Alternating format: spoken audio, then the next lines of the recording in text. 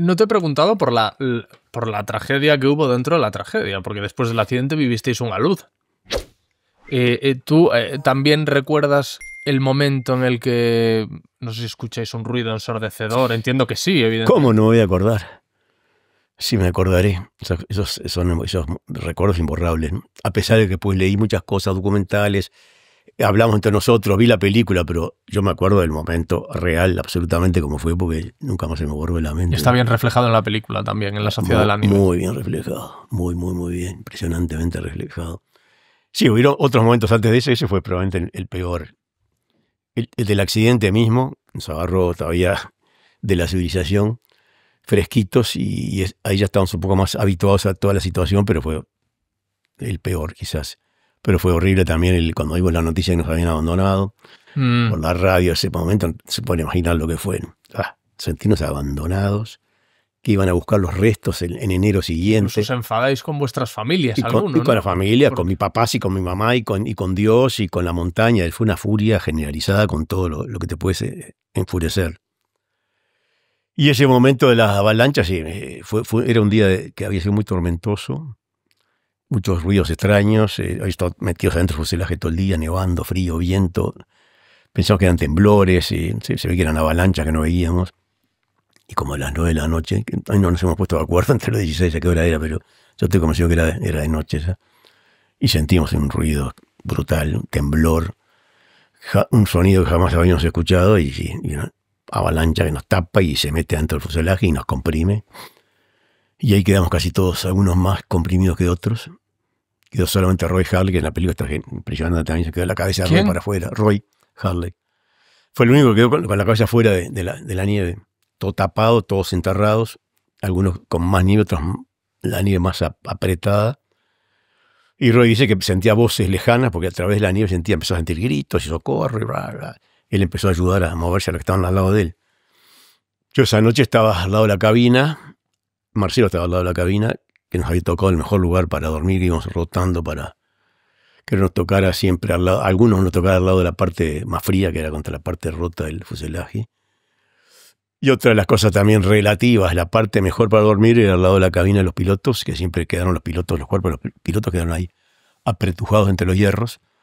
Nos había tocado dormir cerca de la cabina, que era menos frío. Así que estaba Marcelo, yo, Adolfo, mi primo, Daniel enfrente, en coche.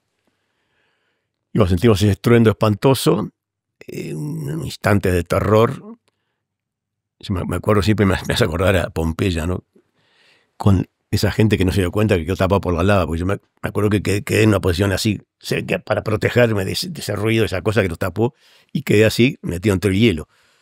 No podía mover las manos, no podía mover la cabeza. Y me empezó a faltar el oxígeno, por supuesto, la nieve comprimida sin aire. Y ahí tuve todo un proceso hacia la muerte, ya esa vez, otra vez, diciendo, bueno, ahora sí, me llegó el momento a la muerte. Primero con pánico, ir a lo desconocido, terror. Llegó un momento, ahora sí que me voy a morir, a ver qué pasa. Después me acuerdo que sentí una tremenda nostalgia de dejar la vida. Todos mis proyectos, que tenía tantos proyectos a los 25 años. Tristeza de hacer sufrir a los viejos, a papá y a mamá, y me disculpé, me eché todo lo que pude, ahora me estoy muriendo. El misterio del tiempo también, ¿no? Porque siempre pienso que esa oración en minutos, como máximo 3 minutos, ¿no? Sin oxígeno. Pero tengo la sensación de que fueron horas, todas esas sensaciones, esas emociones. Me disculpé de papá y mamá, pasaron las imágenes de mi vida también. O sea, que eso es verdad. Eso es verdad. El carrusel de imágenes. Exactamente, que lo hemos oído y leído tantas veces, tal cual, es tan impresionante, ¿no? Carrusel de imágenes, de diapositivas, que todavía en esa época existían los diapositivos de colores nítidos de toda mi vida, como una especie de despedida. Sí, fueron todas esas sensaciones, y después sentí una sensación de plenitud, de placer absoluto, inimaginable, intransmisible, y llegó un momento que dije, estoy muerto, qué maravilla estar muerto, estoy muerto, se acabó la lucha, el sufrimiento. A ver qué pasa ahora. Y bueno, iba hacia algo que me atraía, que sentía placer total. Es dificilísimo de describir ese placer, porque era un placer físico, mental, emocional, todos los placeres juntos, intensos. Y ahí Adolfo empieza a moverse, porque Roy le había aflojado la nieve, y me entra oxígeno de vuelta, y con desesperación vuelvo a la vida, al horror y a la lucha. que todas fueron fracciones de segundo, ¿no? Que hace pocas semanas, o unos meses quizás, hablaba con Pablo Bierzi, el escritor y guionista de la película, amigo nuestro, y me decía de lo que es la pulsación de la vida, ¿no? Que a pesar de esos momentos de horror que estabas viviendo, tu vida era un horror, y siempre querés volver a la vida. Y yo justo le dije, mira, en mi caso yo era la pulsación a la muerte, estaba deseando seguir a la muerte. No tenía ni una pulsación de vida en esos primeros segundos. Pero después cuando sentí que estaba vivo, con desesperación de haber dejado ese camino que había empezado de placer absoluto, bueno, ahí sí sentí la pulsación de la vida de vuelta y estoy vivo. Y además cada vez con la luz, y antes con la noticia por la radio, y después del accidente, íbamos percibiendo el poder que tenemos, que no conocíamos, y sentíamos una sensación y ganas de revancha y de venganza. O sea que cada vez yo me sentía más fuerte, me voy a vengar.